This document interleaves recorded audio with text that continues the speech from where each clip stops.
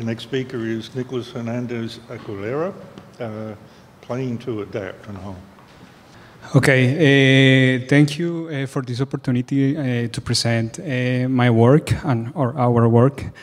Actually, I'm very excited because I remember that before I applied to the postdoc at their institute, one of the first official events that I attend was this postdoctoral symposium. So it's very nice to stay here now. Probably some of you are candidates or whatever. So it's really cool to stay here and presenting this research. So what I'm going to present is entitled Playing to Adapt, Gamification Impact on Smallholder Access to Climate Services. And basically, at this point, this is a project in progress. We are working on this.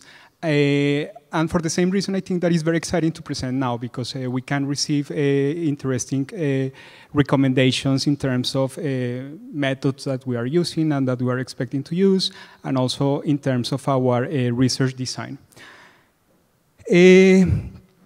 Before I start with the core of the problem or this gamification thing, let me explain what led me to this problem.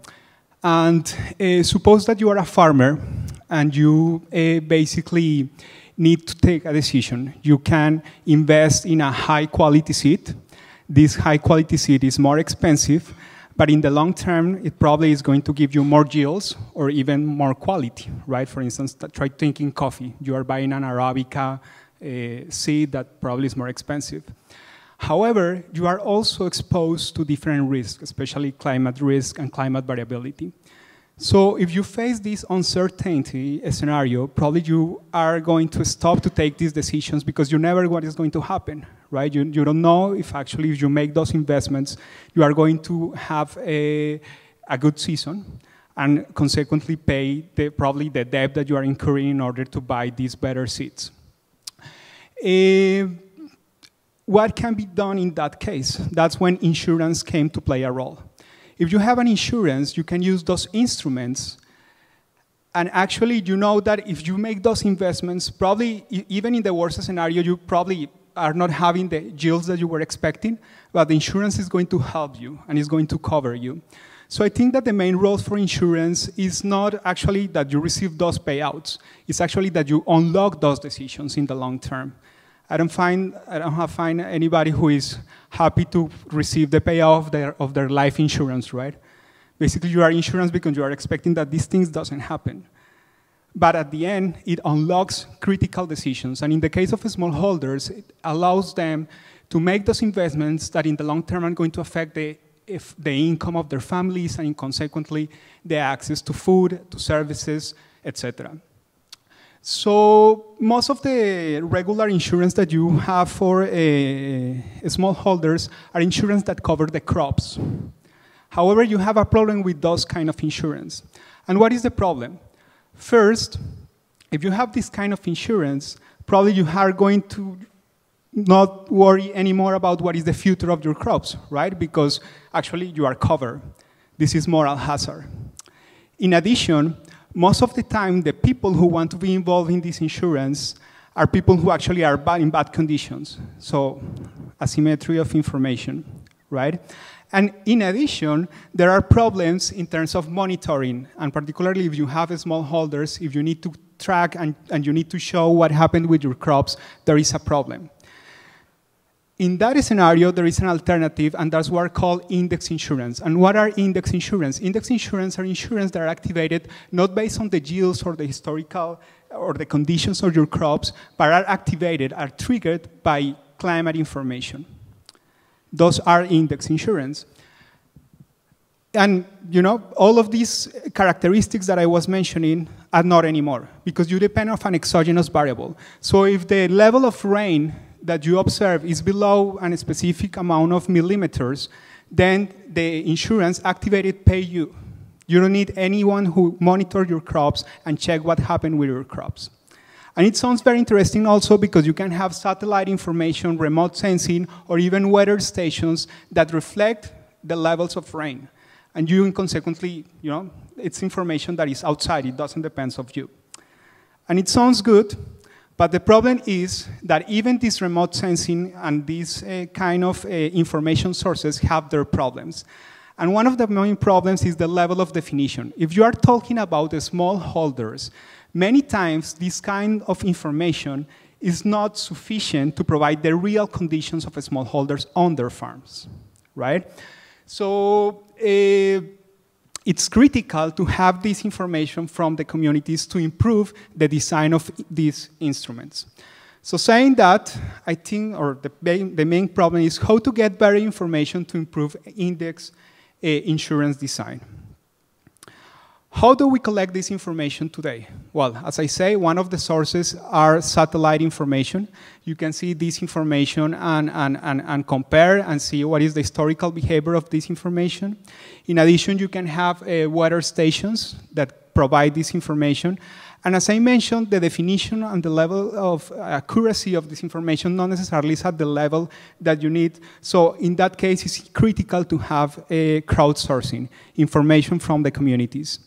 Most of the time, what we do or what people do who is working in this field is doing workshops. So you have meetings with the communities and they explain, okay, those are the critical events for us, rain, excess of rain or droughts or whatever. And they also identify what are the worst years that, that affect them and in what part of the particular part of the cycle of production. These tools also have evolved to other kind of surveys that you can do in mobile phones or whatever, but basically you are basically asking exactly the same questions. What are the worst years? What are the critical climate events that affect you? And something that I like to think and we like to think is that these are like witnesses of a different, witnesses of different information.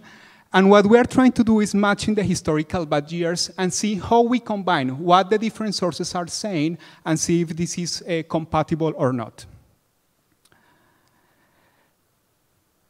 Now, as I mentioned, it is critical to advance on this crowdsourcing component of the insurance design. What are the challenges? Well, if you are doing these workshops or even these surveys, the frequency of this information is very limited, right? You are meeting, probably you are sending, I don't know, some people who are doing these workshops are running these workshops, but it's not a frequent information. Also, arrive to a consensus is difficult. And there are other problems like exclusion, for instance, and those of you who have experience on the field, you always see that smallholders, most of the time, people who participate are male, right? And the voices of women sometimes are excluded of those discussions and those consensus. So we have problems in terms of frequency, in terms of consensus, and in terms of exclusion.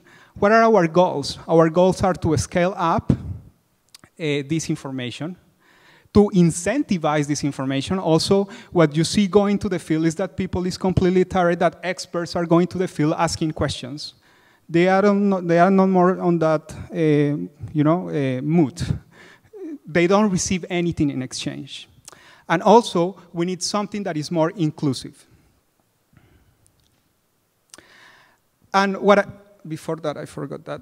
Before I go to the next slide, I like to think in terms of collective intelligence. Right now, a lot of people is talking about artificial intelligence.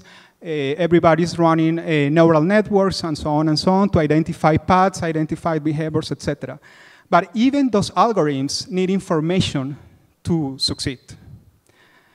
And that information, in the case of index insurance, also comes from communities and from the consensus of these communities. So what we are using to achieve and achieve these goals is called gamification. What is gamification? Gamification is defined as the use of game design elements in non-game contexts. So just to give you an example, there are very common use of gamification, for instance, for health. So you can download applications like SuperBetter that are for psychological resilience, or Night Runners, Zombie Runners, even Strava, right? And what is the goal of these applications? What is the goal of these interfaces? Gamification is located in the intersection of three areas: serious games that try to educate people, and actually some of the serious games has been used even here in the Air Institute to educate, for instance, smallholders about the use of water resources or things like that. Persuasive technology, when you want to generate incentives, you want people to act in a specific way. And also personal informatics, when you generate data or even self-reporting, citizen science, for instance, when you're trying to prove the succeed of a specific seat, and these people is providing and generating information. So gamification is taking all of these components and is combining in a single application, right? Actually, I have been using some of these apps. I think that some of you are familiar with Strava. I don't know, those of you who run. So basically, you are tracking your times, and you see, okay, I run 13 miles today, tomorrow I 15, and so on and so on. And you see leaderboards that are very important in these kind of applications. And for me, it works. Actually, I just ran the New York Marathon, and I finished. So I'm very proud of that. And, well, I wasn't waiting the club, but it's good. So it works, right? It works, it generates me incentives. I was administrating information from these people, and well, actually I educate myself also in the way how I can be a better runner. So I start to think how I can use these kind of settings, but in agriculture, and especially to take and solve the problem that we need, that is scale up crowdsourcing. So what are the game elements that we are trying to include in these applications? We need to match historical bad years. And this matching comes from neighbors, from satellite information, and from weather stations. But also, when the smallholders are sharing these applications, they are receiving a score. And the most simple version of the game, you have these pairwise comparisons. For instance, when you are comparing different sets of pairs of years, 2007 versus 2012, 2005 versus 2011, whatever, for a specific climate event, for instance, drought or of excess of rain. And you can pick your option. And based on the match with the other sources, you are scoring points, and you have these leaderboards. Now, something that is behind gamification is that it's motivated by competition, leadership, even envy. So there are intrinsic motivations that moves you to act in a specific way. What are our hypotheses? Gamification is an effective strategy to reach excluded population, engage large numbers of smallholders, and scale up crowdsourcing at a lower cost. So you don't need to send these missions of experts to ask questions to the smallholders.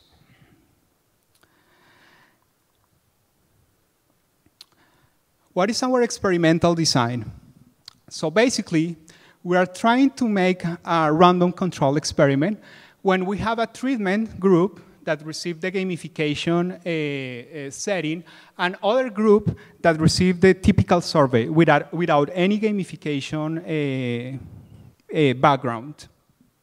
At the same time, this is the first level of comparison. In a second level of comparison, in each of these groups, we are separated participants that we are provided with a reward or no reward, an external reward. We want to measure exactly what are the effects of intrinsic motivation. And a third layer, on those that receive a reward, we are separating those that receive unconditional or compensated rewards based on the accuracy of their assessments, right? So we can also test alternative hypotheses, like, for instance, how these rewards affect accuracy or not. These numbers of participants, of course, were studied doing power, indexes and so on. And actually, we, as I mentioned, this is a work in progress, and we applied to a grant, specifically with USAID, and received a really interesting feedback from them. So they see that there is a potential in this use of digital platforms, especially in agriculture, to reach people, to scale up, to save money. And we advanced really far in this process. We We even received the reviews and a personalized email, and they say, but we need a pilot. We need that you prove at least one of your hypotheses so we can proceed with this kind of experiments. So right now, we're trying to run this pilot, actually, and focusing in the first of our hypotheses. So remember that we have 3 problems: exclusion, scale up, and, well, and the other one. So the first one is exclusion. So we are going to focus on the first hypothesis, how gamification includes or excludes vulnerable individuals such as women.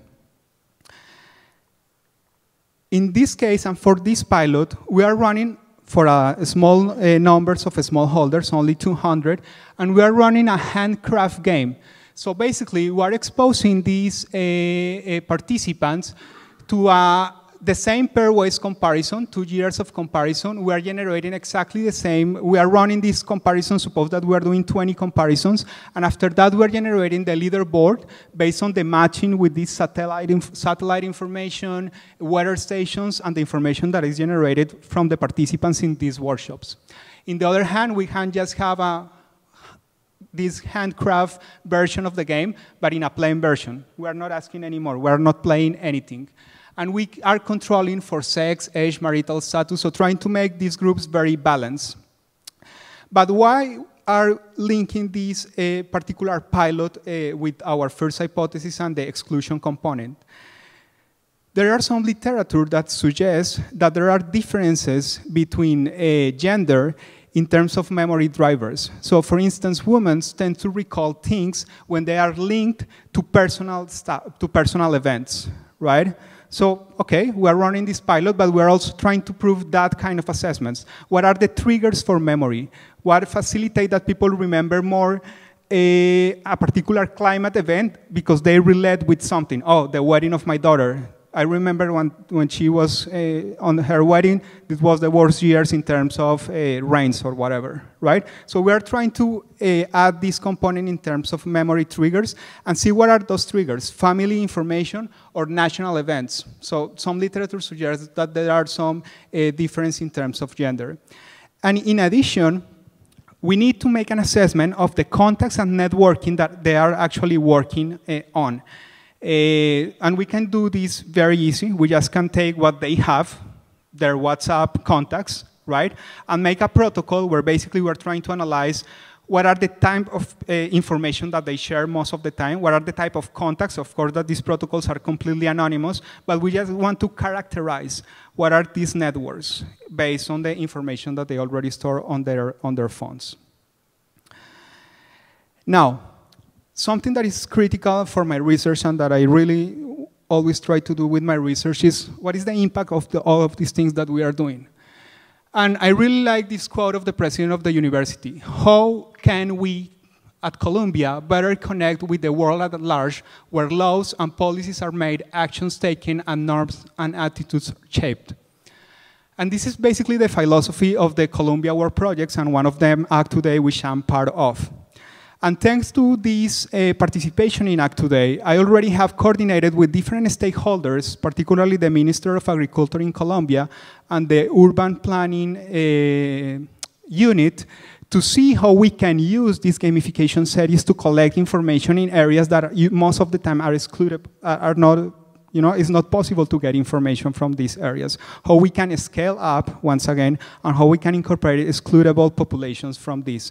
Also, we are working with 2 companies, Horizontal A and 4 Brands.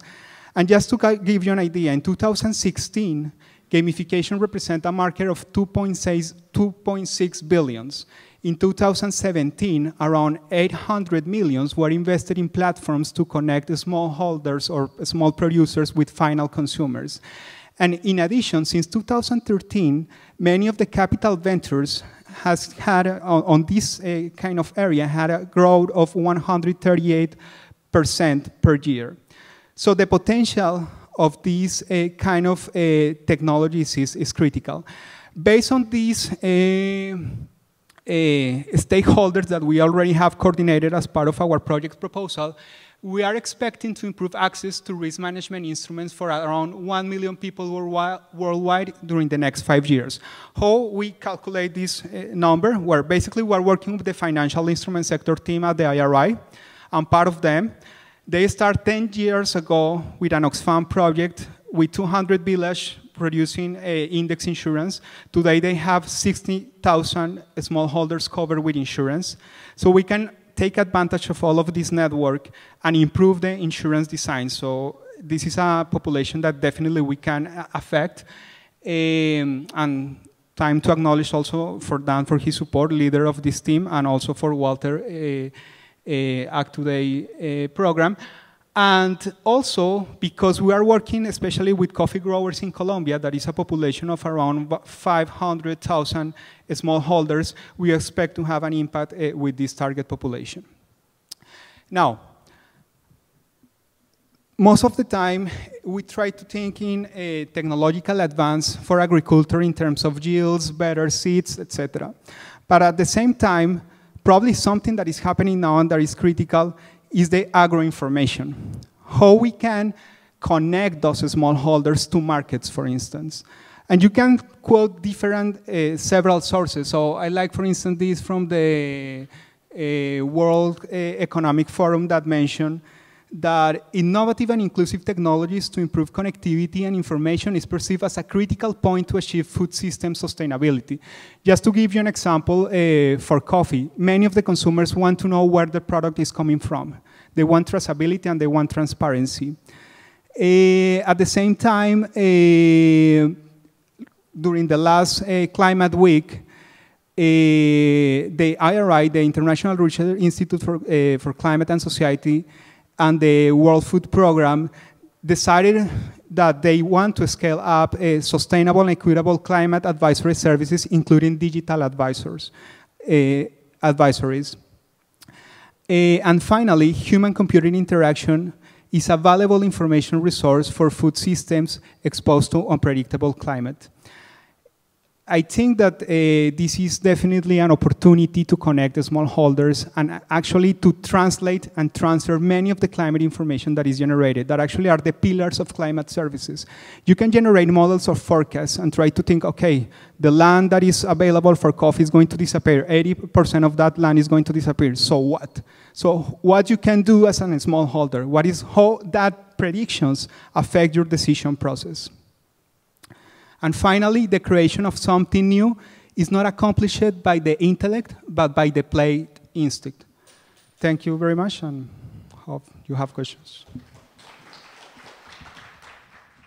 We have time for a few questions, I think. Thank you for the presentation. This is very interesting. And I confess to not being as familiar with the smallholder coffee growing situation in Colombia as in other places like Guatemala, and so that kind of informs my question a little bit, which is I thought of two things that I'm wondering if you've thought of as well as you develop this game. The first being literacy, not just the ability to read and write, but fluency in colonial versus indigenous languages. And then the second one, the precarity of land tenure regimes and violence associated around those, and that certain vulnerable populations may not be willing to put forward in, say, an app what their land tenure is because of the, what's the word I'm looking for? Contested nature of some land tenure regimes in certain states. Does that make sense? Yeah. Well, in regard to your first question, I think that one of the key components here is that it has to be very graphical, right? And the key component here is a good design game. You don't want something that is like opening another survey. You want something that is very self-explained and really easy to understand. So we definitely need a lot of design in the front end of this kind of application. So literacy definitely is a concern, but it's also an opportunity. So let me explain. The average age of coffee growers in Colombia is 65 years old. This is an old generation. The only way to engage new generations in coffee or even in other agricultural sectors is to incentivize new generations. But these new generations don't want to be in the business as the usual way. You know, they don't want to be in the same story that their grandparents has been for years and years. So I think that definitely is a challenge. There is also a challenge in terms of connectivity. That's why probably we're selecting Colombia, because we have a relatively good coverage of internet and you know, Wi-Fi and everything. But also we are thinking other I don't know how to say, like collateral scenarios. Like for instance, if there is not connectivity, it can work, and then you can just transfer data once you have connectivity or things like that. And can you repeat the second question briefly, please? I was wondering if you thought at all about the reluctance to provide detailed information about property boundaries in places where legislative regimes have been contested and Yeah, okay, yeah, got it. Okay, good. Yeah, definitely. This is another very interesting question. And something that is critical also here in these games is anonymity. Yeah. So you can just decide, for instance, to have like a character, you know, and we are actually considering this as part of the design. So you can just be a bird or whatever. Probably they can track you a little bit from your location, because at some point of the games we are considering this kind of interaction, so you can predict what the others are thinking. But we definitely try to keep all this under control to avoid this kind of personal information. More questions? Insurers are often for profit, and at least in the countries where I've worked, they are not very popular, including in the agricultural sector, because essentially when something went wrong, they didn't deliver. Is that something that you have to fight, and how do you get over that, those kinds of obstacles? Yes, thank you for your question. Yeah.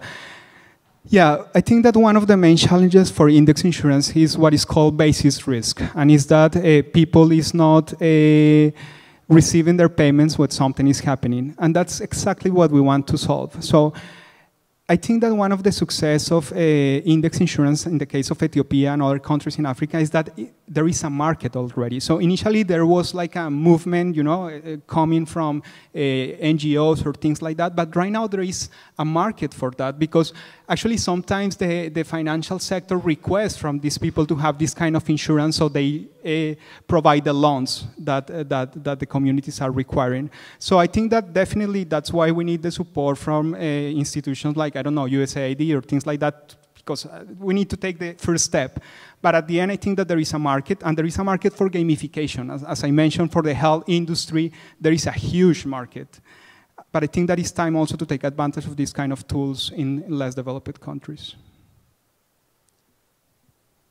Pilar? Just a quick question.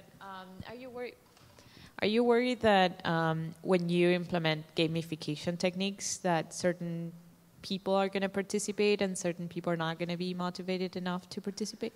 Yes, definitely. Thank you for your question. I think that this is also a challenge, and it has to be with the design of the game, you know, how to incentivize, because probably new generations, they are, oh yeah, I'm in, you know. And also what happened with these applications is that they have a boom. So initially everybody's super interested on that, but then they disappear. So there is a trade-off there, but also this is like a public good. So you can share with anyone. So another advantage of this kind of settings is that you are generating this information, and it's not limited to when you make the intervention. You can even try to track what's happening with this public good along the time after you provide the tool. Thank you.